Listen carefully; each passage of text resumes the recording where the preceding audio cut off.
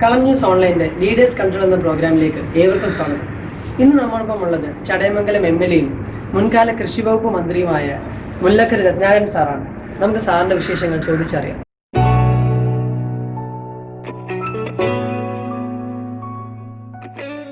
കേരളത്തിന്റെ സാമൂഹിക സാംസ്കാരിക ചരിത്രത്തിൽ കലകൾക്കും സാഹിത്യത്തിനും വലിയ പ്രാധാന്യമാണുള്ളത്. ഇന്നത്തെ ചുറ്റുപാടുകളിൽ നമ്മുടെ സാഹിത്യാദി കലകൾക്ക് എന്താണ് സംഭവിച്ചുകൊണ്ടിരിക്കുന്നത്? ഇത് വളരെ ലളിതമായ ഒരു ഉത്തരം കൊണ്ട് മൊത്തം വിശദീകരിക്കാൻ പറ്റാത്ത ഒരു സങ്കീർണത ഇതിനകത്തുണ്ട്. ഒരു പ്രധാനപ്പെട്ട കാര്യം എന്താണെന്ന് വെച്ചാൽ, ഈ കലയും സാഹിത്യവും എല്ലാം രൂപപ്പെടുന്നത് മനുഷ്യൻ്റെ ഒരു സാമൂഹ്യാവസ്ഥയിൽ മനുഷ്യൻ ഒരുപാട് തരത്തിലുള്ള വിഷമങ്ങളിൽ ചെന്നുപെടും. ജീവിതം അങ്ങനെയാണ്. ഇപ്പോൾ വേട്ടയാടിയൊക്കെ ജീവിച്ച കാലത്ത് അതിൻ്റെ ഒരു ശബ്ദവും സംഗീതവും അക്ഷരമില്ലാത്ത തരത്തിലുള്ള ഒരു തരം നമ്മൾ ഇപ്പോഴത്തെ കാലാവസ്ഥയെ നോക്കുമ്പോൾ പ്രാകൃതമായ ജീവിതം നയിച്ചിരുന്ന ഒരു കാലത്ത് നിന്ന് മനുഷ്യൻ കൂടി ജീവിച്ച ഒരു കാലത്തിലേക്ക് കടക്കുമ്പോഴാണ് കൃഷി മനുഷ്യനോടൊപ്പം വരുന്നത്. അപ്പോഴാണ് മനുഷ്യൻ്റെ സമയത്തെ സന്തോഷപൂർവമാക്കിയും ആസ്വാദ്യകരമാക്കിയും ഒക്കെ ചെലവഴിക്കാനുള്ള പ്രേരണ ഉണ്ടാവുന്നത്. അവിടെ ഒത്തുകൂടുമ്പോൾ തീർച്ചയായിട്ടും ഒത്തുകൂടിയിരിക്കുന്ന മനുഷ്യന് മനസ്സുകൊണ്ട് ഒത്തുകൂടാൻ ചില സർഗസിദ്ധികളുള്ളവരുടെ അത്തരം ശേഷികൾ വിനിയോഗിക്കേണ്ടി വരും. അങ്ങനെയാണ് മനുഷ്യൻ കലയും ഉത്സവങ്ങളും അതുമായി ബന്ധപ്പെട്ട കൂട്ടായ്മകളുമൊക്കെ രൂപീകരിക്കുന്നത്. ഇത് ഒരു കാലത്ത് വളരെ വലിയ വിശുദ്ധിയോടാണ് നിലനിന്നത്. എന്നാൽ ആധുനിക കാലത്ത് വന്നപ്പോഴുള്ള ഒരു പ്രശ്നമാണ്, ജനങ്ങൾക്ക് വേണ്ടി കല പരിവർത്തനത്തിനൊക്കെ വേണ്ടി ധാരാളമായി ഉപയോഗിച്ച ചരിത്രമാണ് നമ്മുടെ തൊട്ടുപോയ കാലത്തെ ചരിത്രം.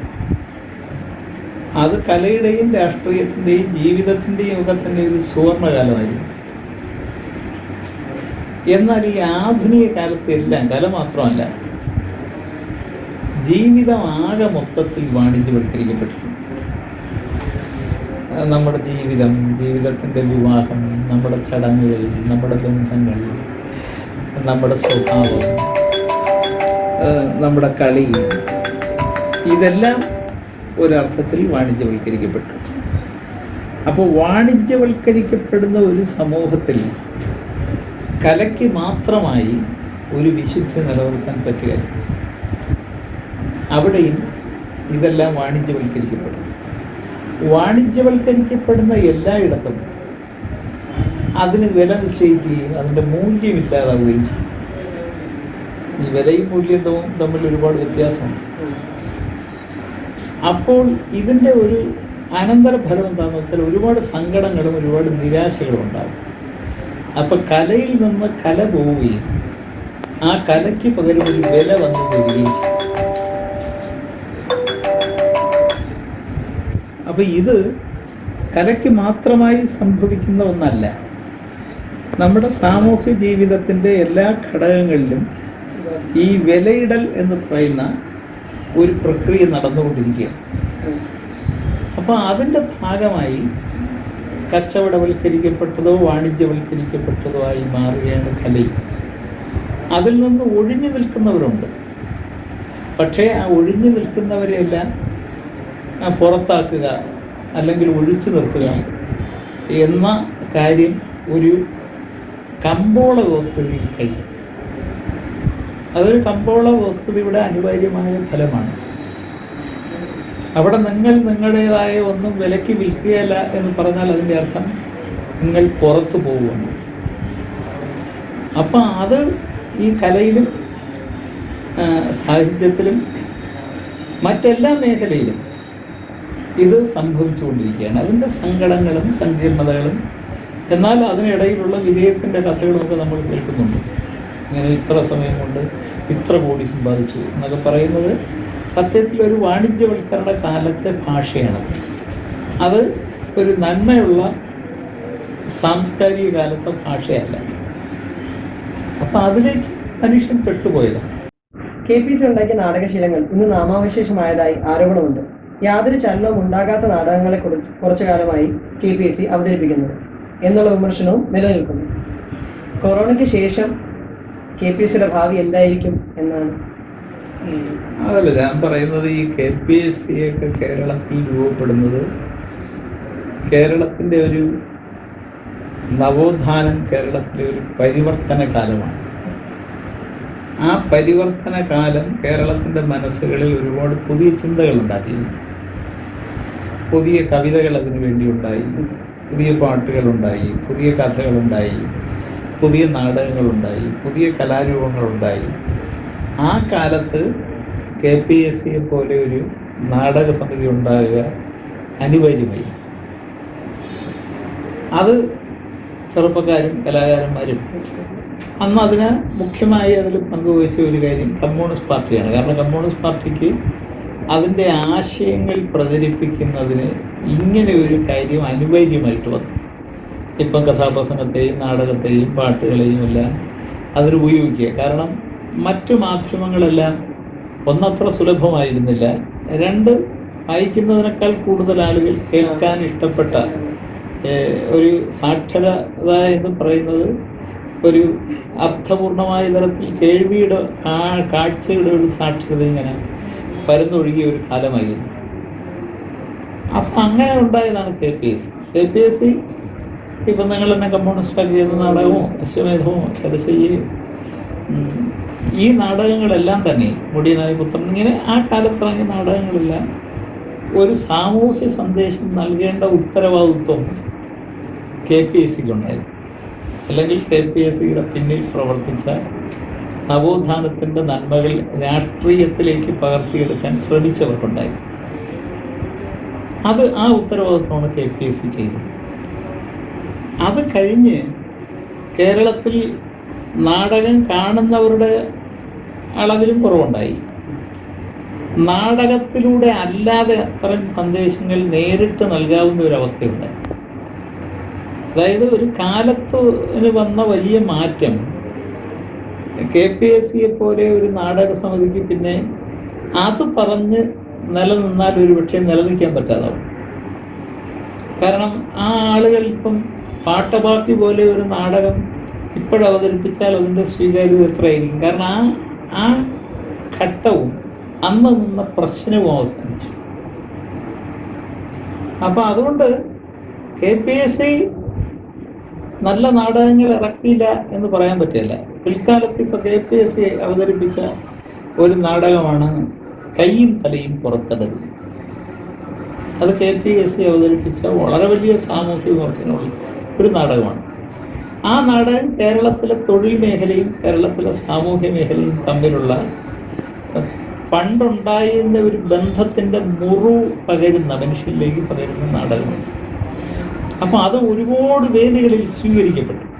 കാരണം ആ സമയത്ത് അത് സ്വീകരിക്കാവുന്ന ഒരു മാനസികാവസ്ഥ കേരളീയ സമൂഹത്തിൽ വളർന്നു വന്നിരുന്നു. KPSC പിന്നെ അവതരിപ്പിച്ച ഒരു നാടകമാണ് സൂക്ഷിക്കുക ഇടതുവശം പോവുക. അതും കേരളത്തിലെ മനുഷ്യ മനസ്സ് വളരെ വലുതായി സ്വീകരിക്കപ്പെട്ടു. KPSC അവതരിപ്പിച്ച ദ്രാവിഡ വൃത്തവും പിടുങ്ങിയും എല്ലാം വലിയ തരത്തിൽ സ്വീകരിക്കപ്പെട്ടു. അതായത് ഈ സമൂഹത്തിൽ ഇന്ന് നിലനിൽക്കുന്ന ചില പ്രശ്നങ്ങൾ തീർച്ചയായിട്ടും കലയിലൂടെ അവതരിപ്പിക്കപ്പെടണം. പക്ഷേ അത് സ്വീകരിക്കാവുന്ന കാണാവുന്ന ഒരു ജനതയും കൂടി ഉണ്ടാവും. അതായത് ഒരു ഘട്ടത്തിൽ കേരളത്തിൽ ഒരു നാട്ടിലെ മിക്കവാറും വലിപ്പച്ചെറുപ്പമില്ലാതെ എല്ലാവരും വന്നിരിക്കുന്ന ഉത്സവ പറമ്പുകളാണ് നമ്മുടെ കൊയ്തൊഴിഞ്ഞ വയലുകളായി ഉണ്ടായിരുന്നത്. കാരണം അതൊരു പൊതുസ്ഥലമാണ്. കൊയ്തൊഴിഞ്ഞ് കളഞ്ഞാൽ പിന്നെ ക്ഷേത്രത്തിലെയോ അല്ലെങ്കിൽ പള്ളിയിലെയോ ഉത്സവത്തിന് ആ വയലിങ്ങനെ ഈ കൊയ്തൊഴിഞ്ഞ് കഴിയുമ്പം വെറും പ്രദേശമായി ആളുകൾക്ക് ഇരുന്നൊരു ഉത്സവം കാണാനിരിക്കുകയാണ്. അവിടെ വലിപ്പച്ചെറുപ്പമില്ലാതെ എല്ലാവരും വരും. അവിടെ ഇരുന്ന് കാണുന്ന മനുഷ്യൻ തറയിലിരുന്നാണ് കാണുന്നത്. അവരിലൊരു സന്ദേശം എത്തിക്കാൻ വളരെ എളുപ്പമാണ്. അവർക്ക് ഗ്രാമീണമായ ചില നല്ല മൂല്യങ്ങൾ അവരിലേക്ക് എത്തുന്നത് അവർ ആഹ്ലാദത്തോടെ സ്വീകരിക്കും, ഉറക്കൊഴിഞ്ഞ് സ്വീകരിക്കും. ഇന്ന് നിങ്ങൾക്ക് ഒരു ഉത്സവപ്പറമ്പിലും അങ്ങനെ ഒരു കൂട്ടത്തെ കാണാൻ പറ്റില്ല. ഉത്സവത്തിന് വരുന്നവർ തന്നെ കുറവാണ്, വന്നാൽ തന്നെ കാണുന്നവർ തീരെ കുറവാണ്. പിന്നെ നമുക്ക് കാണാവുന്ന ഏതെന്ന് വെച്ചാൽ ചില എന്തോ ഈ സിനിമാറ്റിക് ഡാൻസ് എന്നൊക്കെ പറയുന്നു. അത് കാണുന്നത് ഒരു പ്രത്യേക പ്രായത്തിലും ഒരു പ്രത്യേക തരത്തിൽ ആ സമൂഹത്തിൽ യൗവനം കൊണ്ട് നിൽക്കുന്ന ഒരു ത്രസിക്കുന്ന സ്വഭാവമുള്ളവരുമാണ് ഇത് കാണുന്നത്. അപ്പം ഇവിടെ ഒരു ഗ്രാമീണമായ കഥ പറയുമ്പോഴോ അല്ലെങ്കിൽ ഒരു സന്ദേശം കൊടുക്കുമ്പോഴോ ഈ കൊടുക്കുന്നവർ കൊടുക്കാൻ ശ്രമിച്ചാലും അത് ഏറ്റുവാങ്ങുന്നവർ എത്രയുണ്ട് എന്ന് പറയുന്ന ഒരു പ്രശ്നം ഇതിനകത്തുണ്ട്.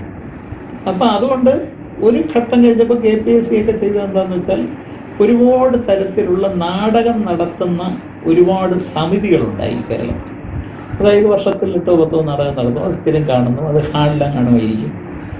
പിന്നെ അതും അവസാനിച്ചു. അതായത് നമ്മുടെ കലയും അതുമായി ബന്ധപ്പെട്ട കാര്യങ്ങളും മറ്റൊരർത്ഥത്തിൽ വാണിജ്യവൽക്കരിക്കപ്പെട്ട കമ്പോള സംസ്കാരമുള്ള ഒരു സമൂഹത്തിന് മുമ്പിലാണ് നമ്മൾ നിൽക്കേണ്ടി വന്നത്. അപ്പം അവിടെ സ്വാഭാവികമായി ഒരാശയം എത്തിക്കുന്നതിന് എങ്ങനെയാണ് ഇപ്പോഴീ സമൂഹത്തിലെ ഏതൊക്കെ പ്രശ്നങ്ങളാണ് നമ്മൾ സമൂഹത്തിൽ എത്തിക്കേണ്ടത്, അതിന് തീർച്ചയായിട്ടും ഒരുപാട് ഗവേഷണം വേണം. പക്ഷേ അവിടെ ഒരു തടസ്സം ഞാൻ പറഞ്ഞത്, അത്തരം പ്രതിഭകളുള്ള ഒരുപാട് പേര് സിനിമ സീരിയൽ ലോകത്തൊക്കെ പോയി അവർ സ്വയം വാണിജ്യവൽക്കരിക്കപ്പെടുകയോ അവരെ വാണിജ്യവൽക്കരിക്കപ്പെടുത്തുകയോ ചെയ്ത ഒരു ഘട്ടത്തിലാണ് നമ്മൾ നിൽക്കുന്നത്.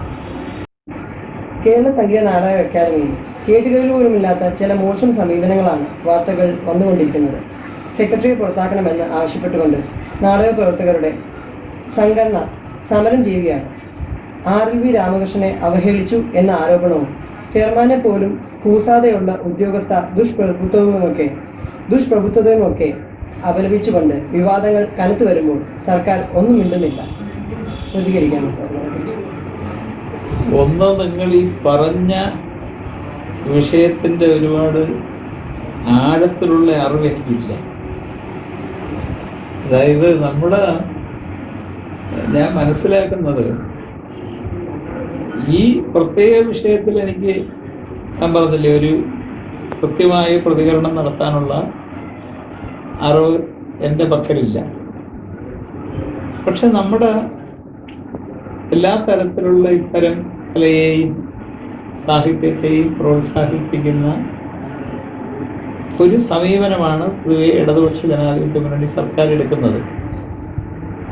ഏത് സർക്കാരും മിക്കവാറും എടുക്കുന്നത് കലയൊന്നും വെറുക്കുന്ന ഒരു സർക്കാരും കേരളത്തിൽ അങ്ങനെ നിൽക്കാൻ പറ്റില്ല. കേരളത്തിൻ്റെ ഒരു പൊതുമുഖം തന്നെ ഇതിനെല്ലാം സ്വീകരിക്കുകയും വളർത്തുകയും ചെയ്യാനുള്ള ഒരു പൊതു സമീപനമാണ് കേരളത്തിൽ എല്ലാവരും പുലർത്തി കാണുന്നത്.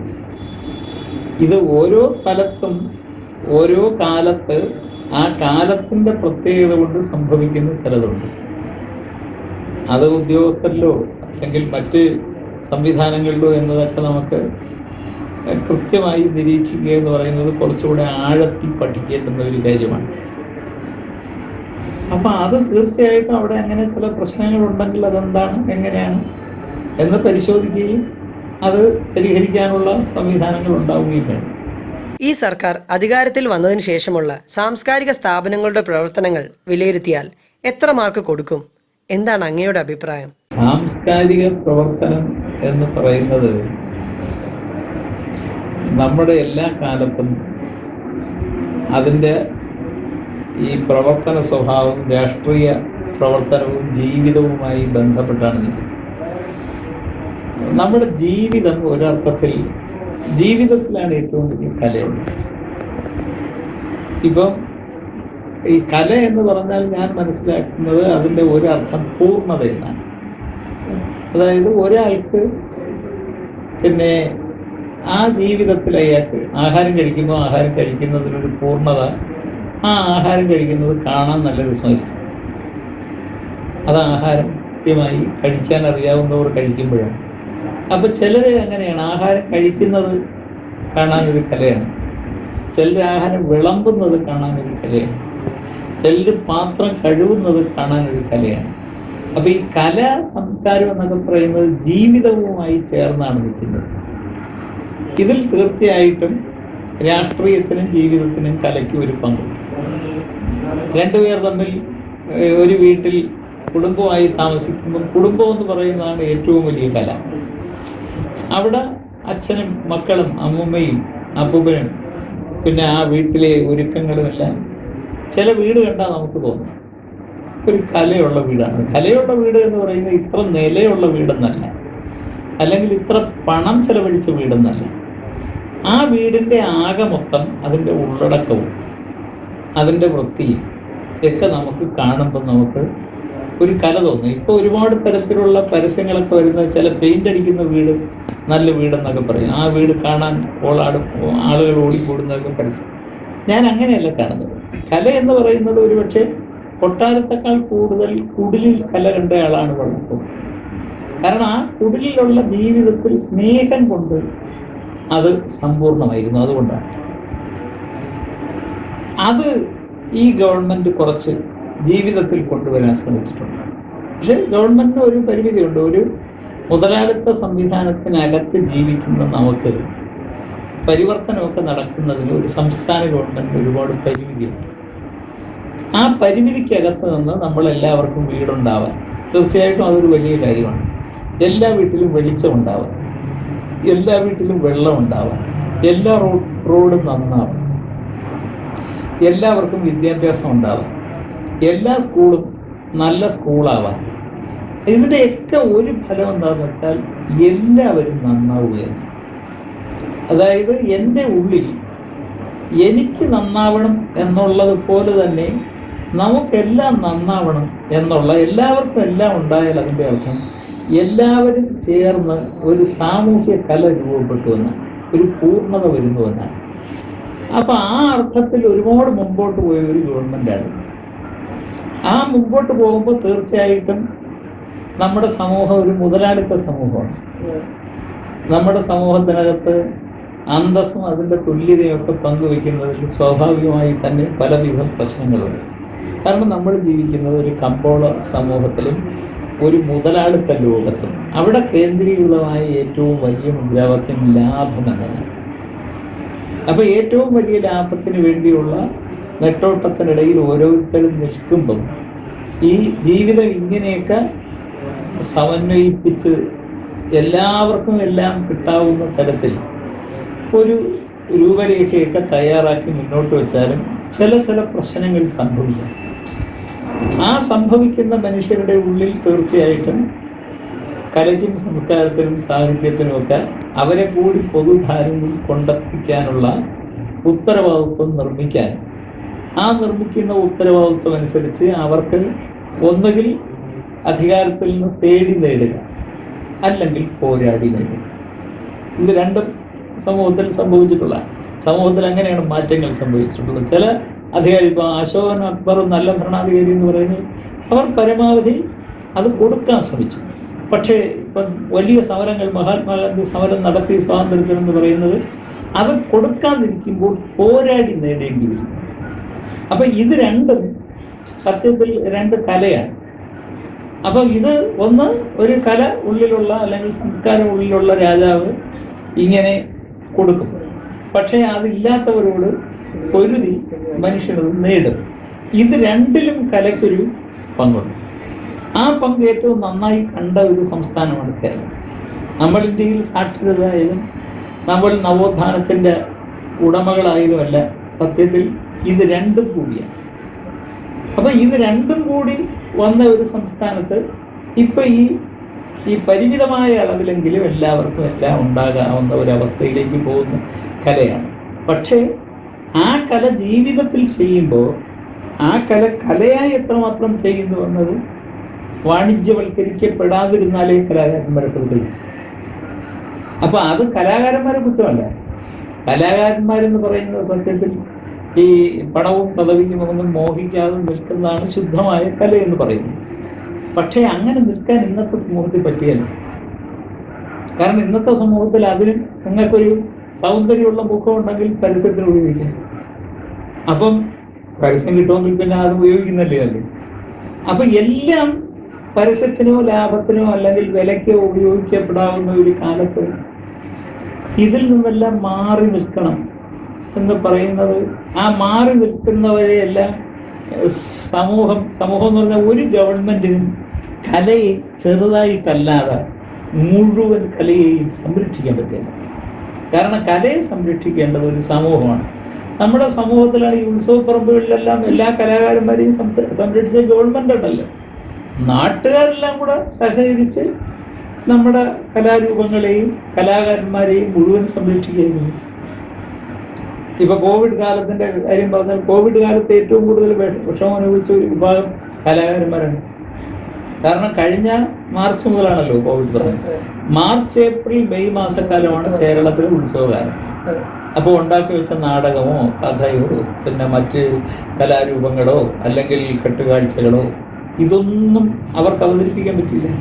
അപ്പൊ അവരുടെ സത്യത്തിൽ ഒരു വർഷത്തെ ജീവിതം അത് എല്ലാ കലാകാരന്മാരെയും അവർ അതിനു വേണ്ടിയുള്ള അവരുടെ അധ്വാനം കൊടുക്കുന്നതും അവർ അതിനു വേണ്ടി ഒരു പണം സ്വരൂപിക്കുന്നതും പിന്നെ ഒരു 10 മാസക്കാലം അല്ലെങ്കിൽ 9 മാസക്കാലം അവർക്ക് അടുത്ത വർഷം ഈ കാലത്തേക്കുള്ള തയ്യാറെടുപ്പാണ്. അങ്ങനെ ആയിരക്കണക്കിന് കലാകാരന്മാർക്ക് ഈ വർഷം കോവിഡ് നഷ്ടമായിട്ടുണ്ട്. ഗവൺമെന്റ് അവർക്ക് ചെറിയ തരത്തിൽ സഹായം കൊടുത്തു. പിന്നെ ചില ക്ഷേമ പദ്ധതികളിൽ പെൻഷൻ, അവരുടെ വീട്ടിൽ ആഹാരം ഇതൊക്കെ കൊടുത്തു. പക്ഷെ അതുകൊണ്ട് അവർക്ക് എല്ലാം ആയോ എന്ന് ചോദിച്ചാലാകാൻ പറ്റില്ല. കാരണം ഇതെല്ലാം സംരക്ഷിക്കേണ്ടത് ജനങ്ങളാണ്. കാരണം ജനങ്ങൾക്കുള്ളതാണ് കല. അത് ജനങ്ങൾ തന്നെ സംരക്ഷിക്കണം. കോവിഡ് കാലം കഴിഞ്ഞാൽ തീർച്ചയായിട്ടും അതിന് പറ്റിയ തരത്തിലുള്ള ഒരു ക്രമീകരണവും കൂട്ടായ്മകളും കലാകാരന് വേണ്ടി ഉണ്ടാവുമെന്നാണ് എനിക്ക് തോന്നുന്നത്. കലാകാരന്മാർ അതിനനുസരിച്ചുള്ള അവരുടെ കലയെയും അതിൻ്റെ സ്വഭാവത്തെയും എല്ലാം ക്രമപ്പെടുത്തേണ്ടി വരും. ഇടതുപക്ഷ സർക്കാർ അധികാരത്തിൽ വരുമ്പോഴൊക്കെയും കൃഷി, പൊതുവിതരണം തുടങ്ങിയ വകുപ്പുകളാണ് പാർട്ടിക്ക് ലഭിക്കുന്നത്. സാംസ്കാരികമായി ഉന്നതിയിൽ നിൽക്കുന്ന അങ്ങേപ്പോലുള്ള നേതാക്കൾ CPIക്കുമുണ്ട്. സാംസ്കാരിക വകുപ്പ് കൈകാര്യം ചെയ്യാൻ വാസനയുള്ള നേതാവാണ് അങ്ങ് സാംസ്കാരിക മന്ത്രിയായാൽ എന്തെല്ലാം നവീനതകളാണ് വിഭാവനം ചെയ്യാൻ പോകുന്നത്? അയ്യോ, അത് എനിക്ക് ഒന്ന് ഈ ചോദ്യങ്ങളിലെല്ലാം ഉള്ള ഒരു പ്രത്യേകത എന്താണെന്ന് വെച്ചാൽ, എങ്കിൽ എന്നത് ഒരു സംഭവിക്കാത്ത, അല്ലെങ്കിൽ അങ്ങനെ സംഭവിച്ചിരുന്നു എങ്കിൽ, ഇങ്ങനെ വന്നിരുന്നു എങ്കിൽ പക്ഷെ ഞാൻ പറയുന്നത്, എനിക്ക് അപ്പോഴും ഇപ്പോഴുള്ള ഈ ഗവൺമെന്റിന് എത്രത്തോളമാണ് കലയെയും സംസ്കാരത്തെയും സംരക്ഷിക്കാൻ പറ്റുന്നത് എന്ന് ചില കാര്യങ്ങളിൽ എനിക്ക് സംശയമുണ്ട്. കാരണം ഒരു കലാകാരനെ ഗവൺമെന്റിന് നിർമ്മിക്കാൻ പറ്റില്ല.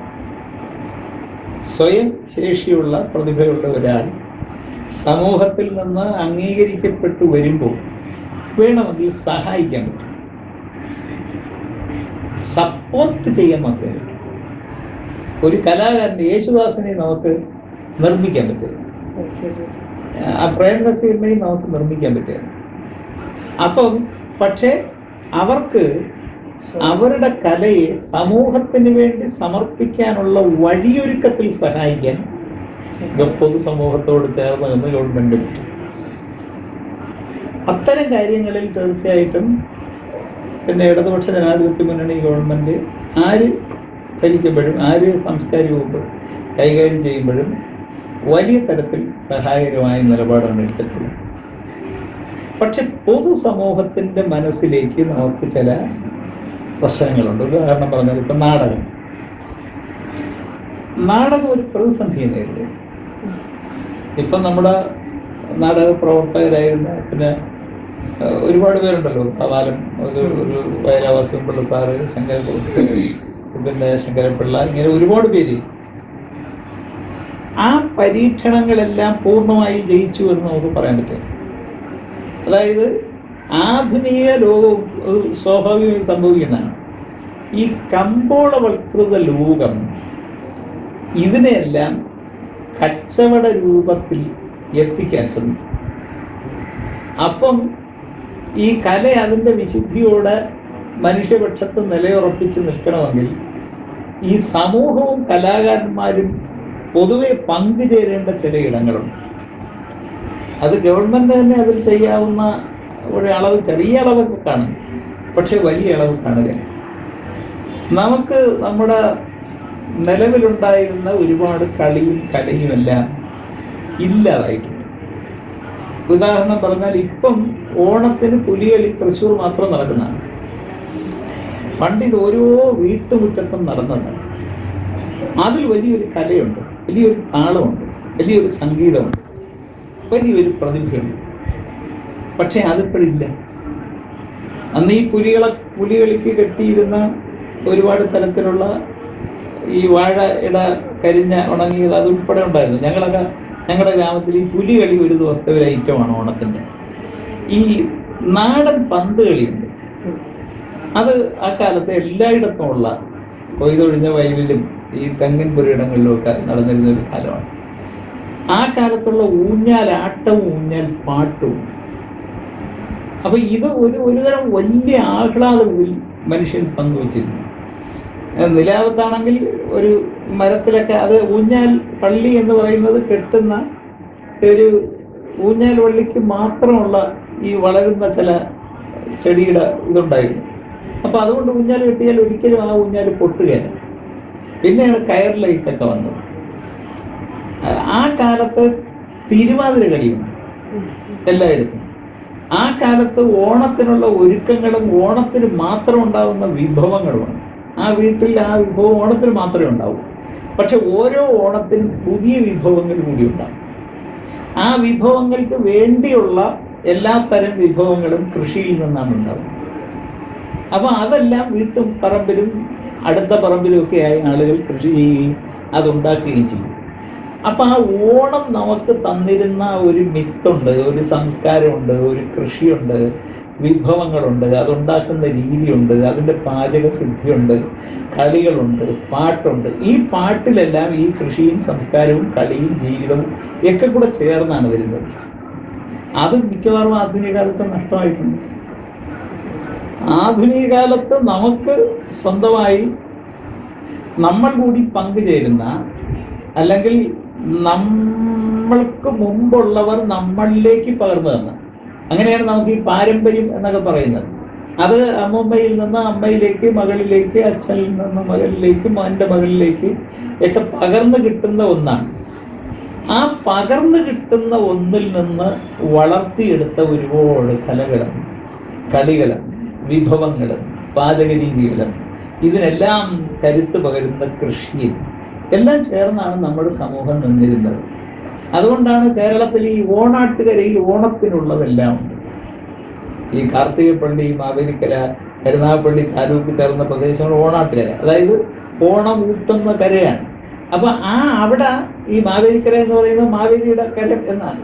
അവിടെ ഓണത്തിനുള്ള എല്ലാ സാധനവും ഉണ്ട്. നെല്ലുണ്ട്, പയറുണ്ട്, തെങ്ങുണ്ട്, നെല്ലുണ്ട്, പിന്നെ കുളങ്ങൾ കുളിക്കാനുണ്ട്, സർവ്വതുമുണ്ട്. അപ്പം നമ്മുടെ നാടിൻ്റെ പേരുകളും നമ്മുടെ മിത്തിലടങ്ങിയിട്ടുള്ളതും നമ്മുടെ വിഭവങ്ങളും ഇതെല്ലാം ചേർന്നുണ്ടാക്കുന്ന ഒരു തരം സമ്പൂർണതയും സമ്പൂർണത കലയാണ് നമുക്കുണ്ടായിരുന്നു. അതിൽ പലതും നഷ്ടമായി. ഈ നഷ്ടമായതൊക്കെ നമുക്ക് വീണ്ടെടുക്കാൻ പറ്റും. കാരണം വീണ്ടെടുക്കേണ്ട ഒരു ആവശ്യം വരുന്നത് ആ കാലത്ത് നമുക്ക് അതുവഴി കിട്ടിയിരുന്ന തൃപ്തി പുതിയ കാലത്ത് പുതിയ ഏതെങ്കിലും വിഭവം വിദേശത്തു നിന്ന് കിട്ടുന്നത് കൊണ്ട് നമുക്ക് കിട്ടുകയല്ല.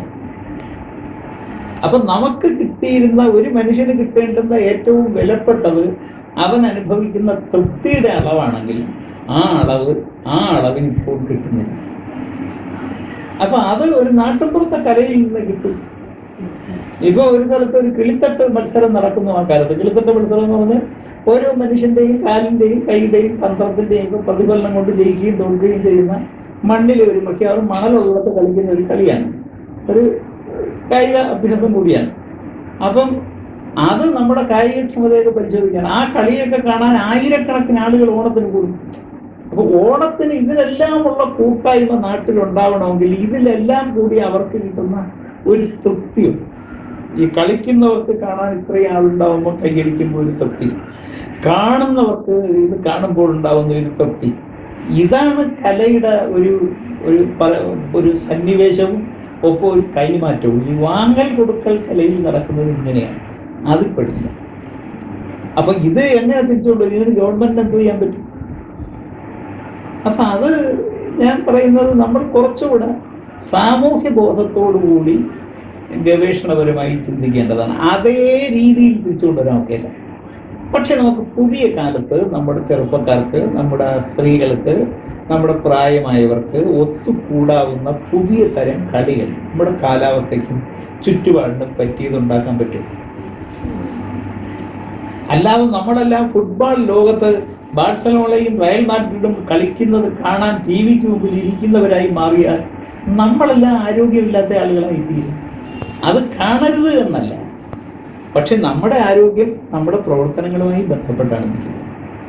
അപ്പൊ അതിന് പറ്റിയ തരത്തിൽ എങ്ങനെയാണ് പുതിയ രൂപത്തിൽ ഇതെല്ലാം തിരിച്ചുകൊണ്ടുവരിക? അതേ രൂപത്തിൽ കൊണ്ടുവരാൻ പറ്റില്ല. ഇപ്പൊ വേറെ ഏത് രൂപത്തിൽ കൊണ്ടുവരും, എങ്ങനെ കൊണ്ടുവരും? അപ്പൊ ഇതിനെക്കുറിച്ചൊക്കെ ആലോചിക്കുക എന്നതാണ് ഗവേഷണം എന്ന് പറയുന്നത്. അല്ല, ഗവേഷണം എന്ന് പറഞ്ഞാൽ ഒരു സ്ഥലത്തിരുന്ന് ഏതെങ്കിലും കാര്യം 4 പുസ്തകം വായിച്ച് അതല്ല ഗവേഷണം. കളം ന്യൂസ് ഓൺലൈനിന്റെ പ്രവർത്തനങ്ങൾ ശ്രദ്ധിക്കാറുണ്ടോ? എന്താണ് അങ്ങയുടെ അഭിപ്രായം? പ്രശാന്ത് ഞാനുമായിട്ട് 1-2 തവണ സംസാരിച്ചിട്ടുണ്ട്. അപ്പം ഞാനത് ശ്രദ്ധിക്കുന്നതാണ്. അതായത് സാമൂഹ്യ വിഷയങ്ങളെയും അതിൻ്റെ സാംസ്കാരിക ഭാവത്തെയും കൊണ്ടുവരാൻ ശ്രമിക്കുന്നു എന്നതാണ് ഞാൻ കളം ന്യൂസിനെ കുറിച്ചുള്ള എൻ്റെ ഒരു വിലയിരുത്തൽ. അത് തീർച്ചയായിട്ടും നല്ല കാര്യമാണ്. കാരണം എന്താണെന്ന് വെച്ചാൽ നമ്മുടെ ഈ സാമൂഹ്യ മേഖല എന്ന് പറയുന്നത് ഒരു ചിലപ്പോൾ പലപ്പോഴും വളരുന്നത് ഒരു നഗ്ന ശരീരം പോലെയാണ്. അതിന് പറ്റിയ തരത്തിലുള്ള കുപ്പായം തുന്നിയിടുന്നത് സാംസ്കാരിക പ്രവർത്തനവും കലയും. അത് കേരളത്തിലും ഇന്ത്യയിലും ഒരുപക്ഷെ ലോകത്ത് തന്നെ ഏറ്റവും ശ്രേഷ്ഠമായ തലത്തിൽ നടന്നിരുന്നു. പക്ഷെ നമുക്ക് ഇപ്പോഴുള്ള പ്രശ്നം എല്ലാം വാണിജ്യവൽക്കരിക്കപ്പെട്ട ഒരു കമ്പോള സംസ്കാരത്തിലാണ് നമ്മൾ നിൽക്കുന്നത്. അപ്പൊ ഇത്തരം പ്രവർത്തനങ്ങൾ, ഈ കളം ന്യൂസിനെ പോലുള്ള പ്രവർത്തനങ്ങൾ തീർച്ചയായിട്ടും ഇപ്പം ഈ ഓൺലൈൻ ന്യൂസ് എന്നൊക്കെ പറയുന്നതും ഇതുപോലുള്ള പ്രവർത്തനം നടത്തുന്നവരും ധാരാളമുണ്ട്. പക്ഷെ എനിക്ക് തോന്നുന്നു കുറച്ചുകൂടെ ഈ കൂട്ടായ്മകൾക്ക് ഒരു സാമൂഹ്യാർത്ഥത്തിൽ ചില തരത്തിലുള്ള ഗവേഷണങ്ങളിലേക്കുള്ള പ്രവേശനം ഉണ്ടാവും. അങ്ങനെ ഉണ്ടായാൽ തീർച്ചയായിട്ടും നമ്മുടെ സമൂഹത്തിലെ ഒരുപാട് പ്രശ്നങ്ങൾക്ക് വലിയ തരത്തിൽ പരിഹാരം കാണാൻ നമുക്ക് കഴിയും. നമുക്ക് ഒരുപാട് നല്ല ചെറുപ്പക്കാരുണ്ട്, ഇപ്പം നിങ്ങളെ പോലെയൊക്കെയുള്ള ചെറുപ്പക്കാരുണ്ട്. പക്ഷെ ഈ ചെറുപ്പക്കാരുടെ എല്ലാ സാമൂഹ്യ പ്രതിബദ്ധതയുള്ള പ്രവർത്തനങ്ങളെയും കൂട്ടിയോജിപ്പിക്കാവുന്ന ചില ഘടകങ്ങളിൽ വിള്ളലോ അല്ലെങ്കിൽ കുറവോ ഉണ്ട്. അതുകൂടെ ഉണ്ടെങ്കിൽ നമുക്ക് തീർച്ചയായിട്ടും വലിയ വലിയ തരത്തിൽ നമ്മുടെ എല്ലാ പ്രശ്നങ്ങളും പരിഹരിച്ച് മുന്നോട്ട് പോകാൻ പറ്റും. പക്ഷെ ഒറ്റ കാര്യമേ എനിക്കുള്ളൂ, എല്ലാത്തിൻ്റെയും അവസാന മോഹം പണമാവരുത്, ലാഭമാവരുത്. പ്രധാനപ്പെട്ട മുദ്രാവാക്യം ജനത്തിന്റെ ക്ഷേമമാവരുത്. അപ്പൊ അങ്ങനെ മുന്നോട്ട് പോകാൻ കഴിഞ്ഞാൽ തീർച്ചയായിട്ടും ചെറുപ്പക്കാർക്ക്, പ്രത്യേകിച്ച് നിങ്ങളെപ്പോലുള്ളവർക്കൊക്കെ സമൂഹത്തിൽ ചില നന്മകൾ ചെയ്യാൻ കഴിയും.